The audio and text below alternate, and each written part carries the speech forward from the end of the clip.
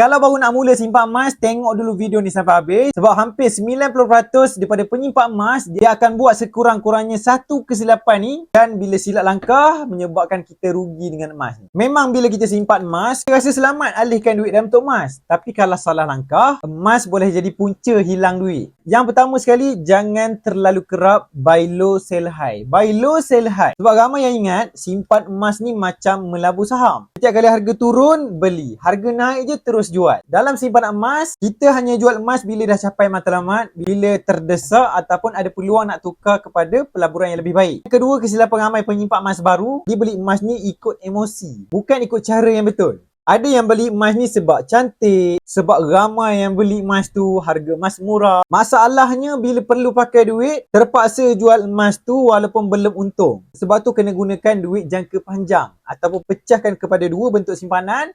Cash kena ada, emas pun kena ada. Yang ketiga, ramai yang buat silap, tak letak matlamat, tak letak berapa gram yang nak kena target untuk permulaan menabung emas ni. Sebab ramai dah mula simpan emas, akhir sekali kejap menabung, kejap tak menabung. Sebab tak ada reason yang kuat, tak ada sebab yang kuat untuk dikonsisten menabung. Jadi bila kita ada matlamat, kita lebih tahu apa item yang sesuai untuk kita fizikal kan. Berapa gram yang kita nak target pada permulaan. Dan kita tahu waktu terbaik nak jual emas ada 3 keadaan sahaja. Jadi boleh komen dekat bawah apa lagi kesilapan emas yang menyebabkan kita rugi. Siapa yang berminat nak mula simpan emas, boleh bermula dengan serendah 100 ataupun 1 gram. Pergi dekat profil saya tu ataupun boleh pergi DM.